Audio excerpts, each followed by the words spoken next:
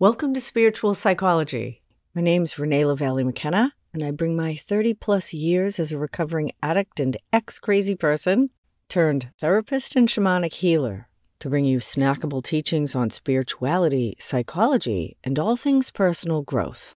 And today I want to talk about finding peace. And to be honest, finding peace is not something I've been interested for much of my life because it sounded kind of boring. It always was related a little bit to that idea of going to heaven, which also didn't seem that interesting, sitting on a cloud, playing a harp, wearing a long white gown. Early in my life, I kind of decided, I'm probably going to hell, but at least I'll be there with all the fun and interesting people. Now I have come to understand that heaven and hell, peace and suffering, are states of mind, qualities of emotion, and perhaps levels of consciousness, rather than physical or metaphysical places. Now, to be fair, through inner journey work, meditation, and other forms of transpersonal exploration, like psychedelics and other trance-inducing modalities, we can absolutely consciously explore nearly infinite realms that present themselves as physical space in our active imagination. Now, whether they're actual places in the physical universe remains a question mark, and I think it's irrelevant. And these concepts of heaven and hell have been around for a very long time, and they speak to the range of human spiritual experience, from separation and shame, fear and suffering, to the potentialities for joy, love, bliss, and peace. And we can't talk about finding peace without considering what blocks us from peace, because many great sages and spiritual teachers tell us that peace is our natural state, and that in this lifetime, or perhaps through many lifetimes, our work or evolution is about letting go of that which blocks us from the joy, peace, and unity that are our birthright.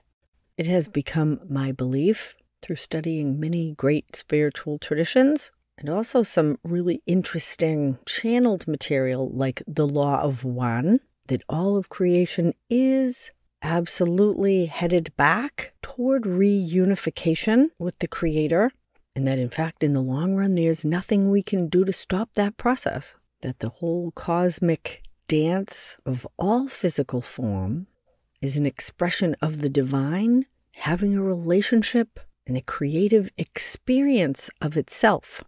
And that we are absolutely part of that on the deepest levels, we are tiny aspects of God having an experience that the one field of unified consciousness could not have an experience until it split into duality, into different forms, and concealed its true identity from itself so that it might rediscover itself and come back into unification.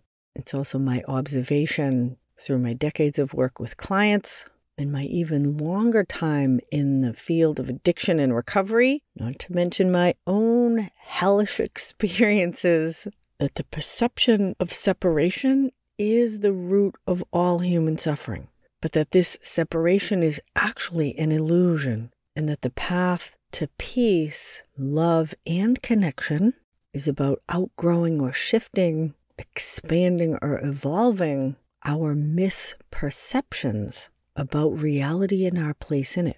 And although that may sound theoretical and some people can just talk about it or understand the concepts, for me it has absolutely been experiential.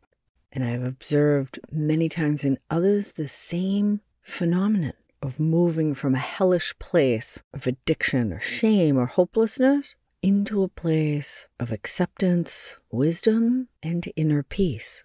Like I said, I wasn't that interested in peace, basically because I thought it would be boring. Having greater peace or stillness actually allows me the energy and the courage to do much more exciting things, to move into genuine creativity, risk-taking, and expansion than I was able to do when I was wrapped up in my addiction, my depression, my anxiety, or my codependency.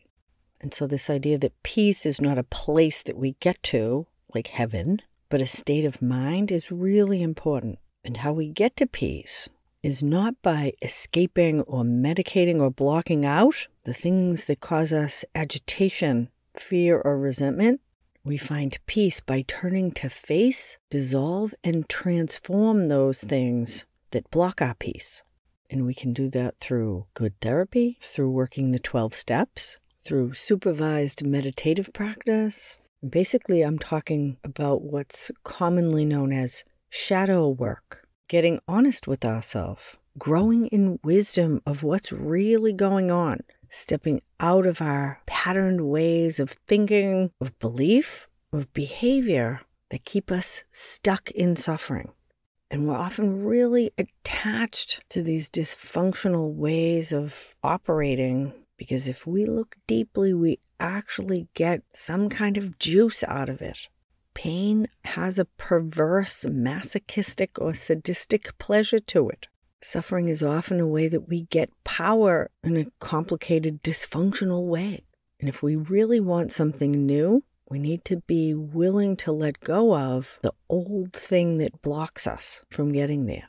And we don't have to look very deeply. Generally, where we're being called to grow is right in our face.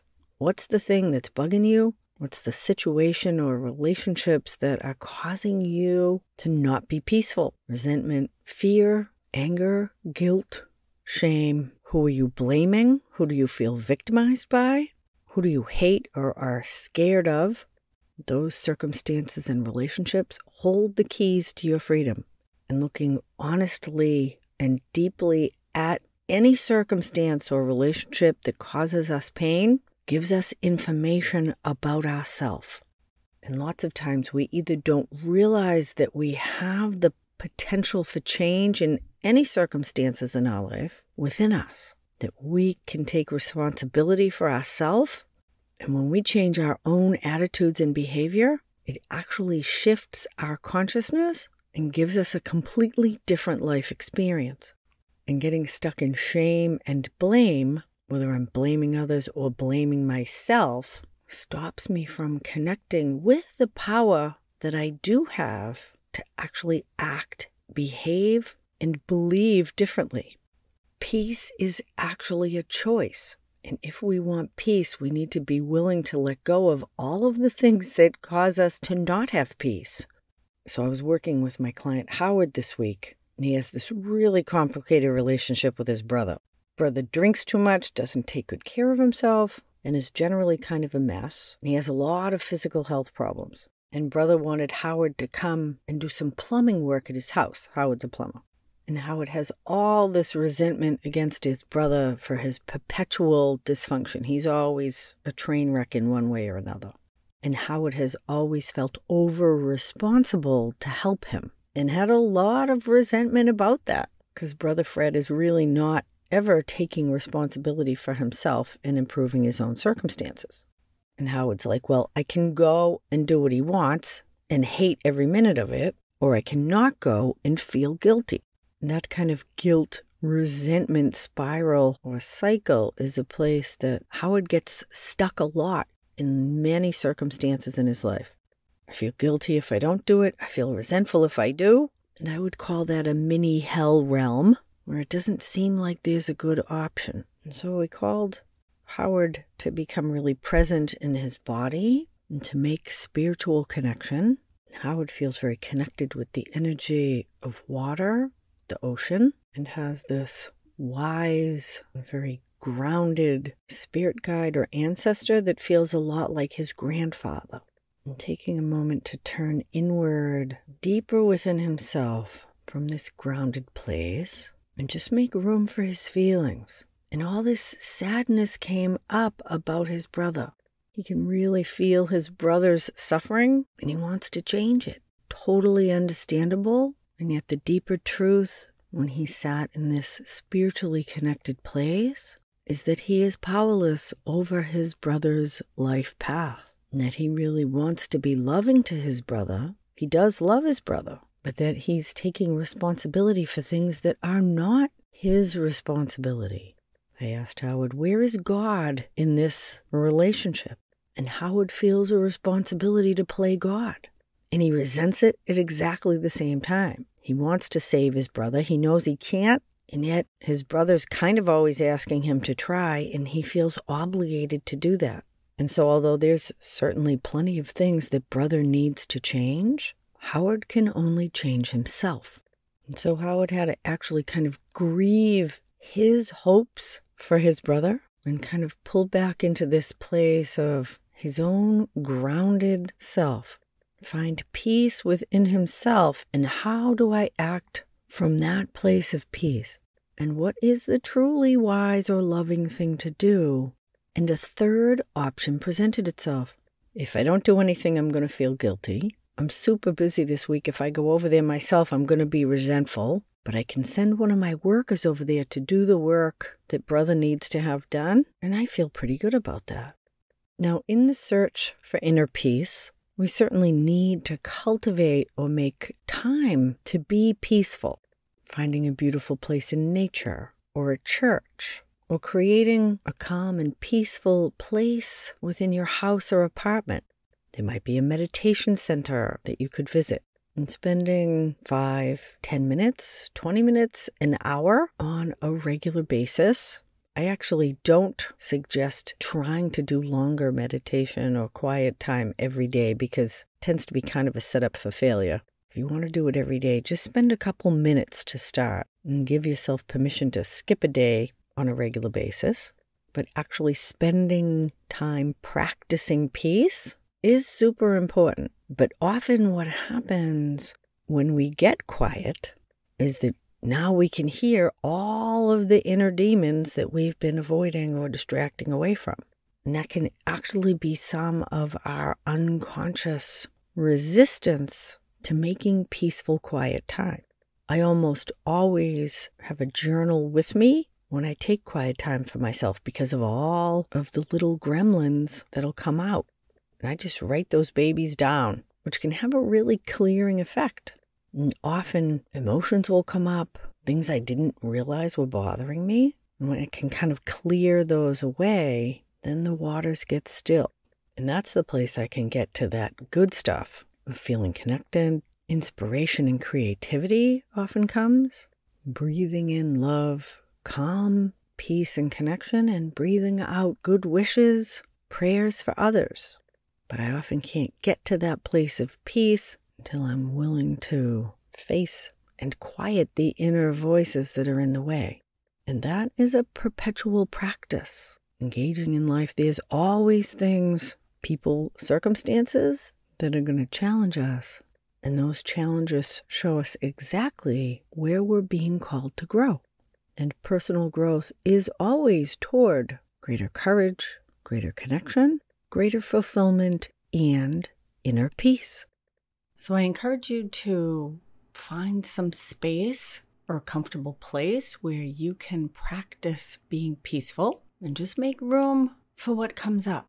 And whether you notice them in mindfulness or write them down in a journal, make room for all of the things that block your peace. The to-do list, the fears, worries or concerns, relationship issues, or maybe even deeper unresolved emotional problems, past trauma, or your own higher self that's calling you to take risks for your own greater good. Let it all bubble up and be noticed, and then find the peace that presents itself underneath that. Because I too have come to believe that peace is our natural state, and our work as humans is to do whatever we need to grow and evolve to return to that natural state of peace.